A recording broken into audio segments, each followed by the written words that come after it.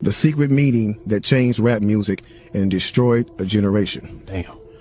So it says, hello. After more than 20 years, I finally decided to tell the world what I witnessed in 1991, which I believe was one of the biggest turning points in popular music and ultimately American society. I have struggled for a long time weighing the pros and cons of making my story public, as I was reluctant to implicate the individuals who were present that day. So I've simply decided to leave out the names and all the details that may risk my personal well-being. He's exposing the entire industry. Catch me with my commentary at the end, I'm profit. And that of those who were, like me, dragged into something they weren't ready for. Damn. Hold on, let me, So we gonna tell the story. we gonna tell the story. We ain't scared. You know what I'm saying? What they gonna do? They after us, not just playing. Look, that black man. So look, so he says, between the late 80s and early 90s, I was what you may call a decision maker with one of the more established companies in the music industry. I came to Europe in the early 80s and quickly established myself in the business. The industry was different back then, since technology and media weren't accessible to people like that, like they are today. The industry had more control over the public and had the means to influence them any way it wanted. Right. This may explain why in early 1991, I was invited to attend a closed-door meeting with a small group of business insiders to discuss rap music's new direction. Rap music's new direction. Yeah. Little did I know we would be asked to participate in one of the most unethical and destructive business practices ever seen. Crazy. So this was the meeting. The meeting was held at a private residence on the outskirts of Los Angeles. I remember about 25 to 30 people were being there, right. Most of them familiar faces. Speaking of those I knew, we joked about the theme of the meeting, as many of us did not care for rap and failed to see the purpose of being invited to a private meeting to discuss the future of hip-hop. Talk to him. Among the attendees was a small group of unfamiliar faces who stayed to themselves and made no attempt to socialize beyond their circle. Kanye saying the same thing.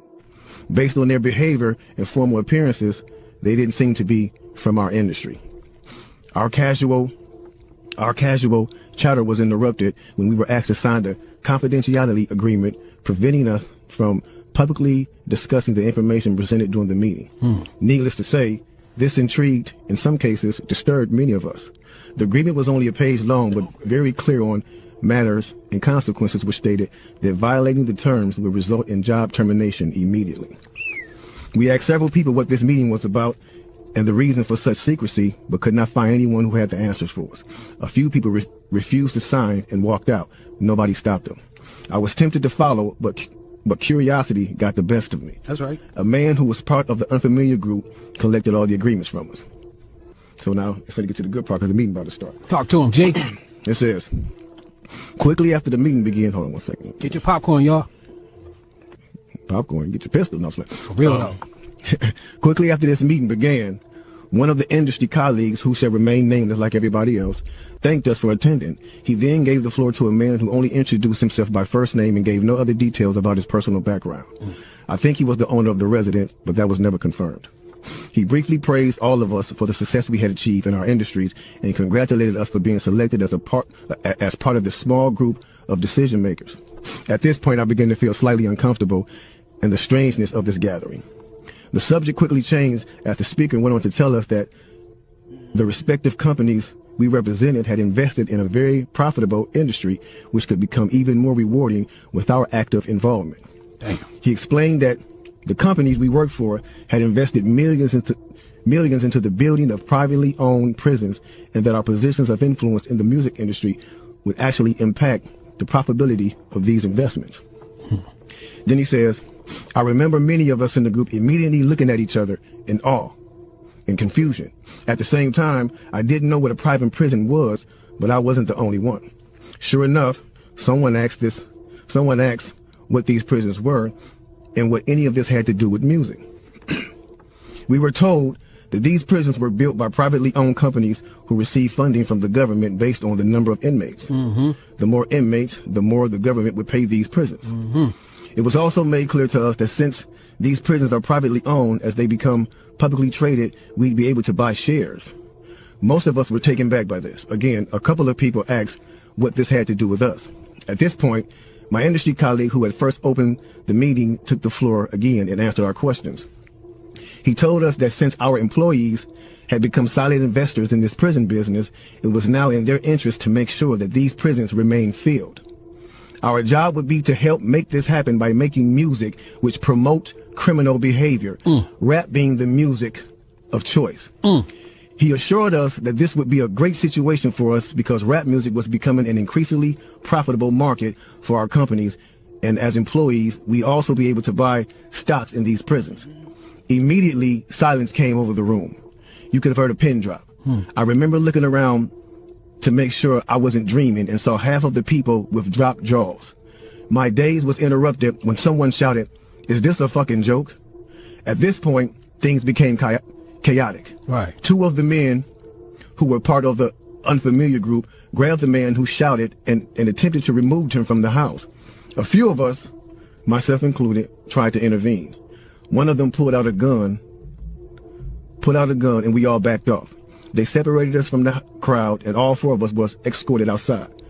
My industry colleague, who opened up the meeting earlier, hurried out to meet us and reminded us that we had signed an agreement and would suffer the consequences of speaking out about this publicly, or even those who attended the meeting. Damn. I asked him, why was he involved with something so corrupt? And he replied, it's bigger than the music business and nothing we can do.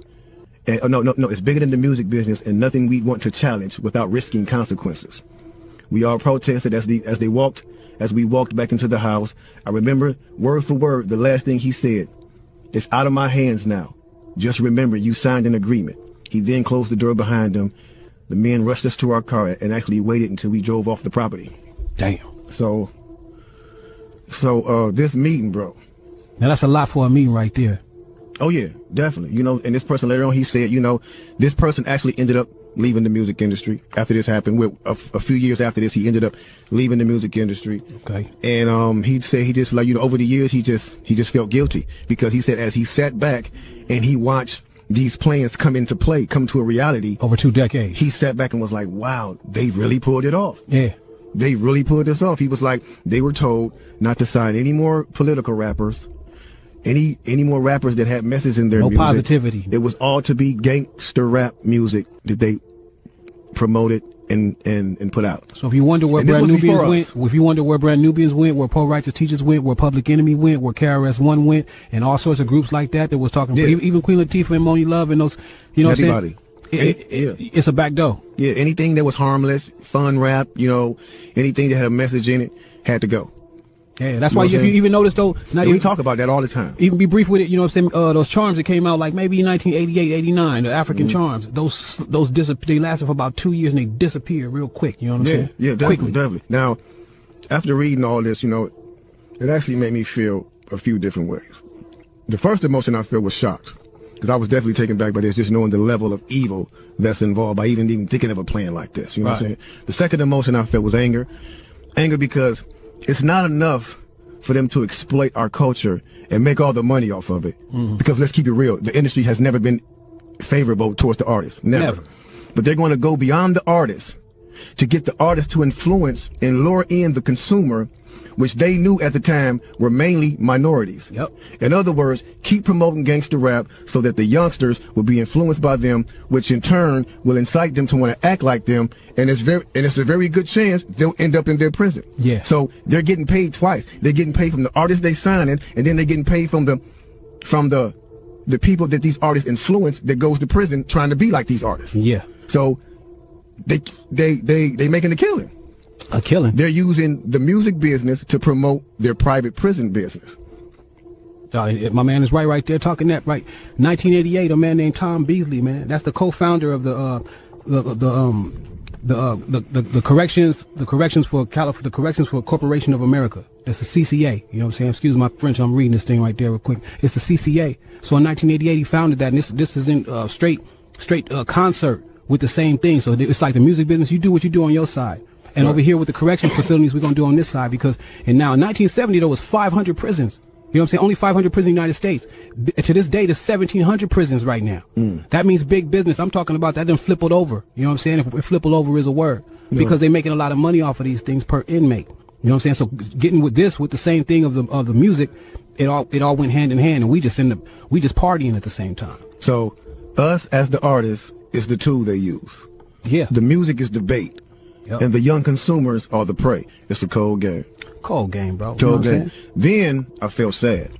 Sad because everything we seem to try to create, we always seem to give it away. We're always being tricked and deceived into believing that they have our best interests at hand, when clearly they never have, and they never will. They never will have our best interests at hand. It's blow after blow after blow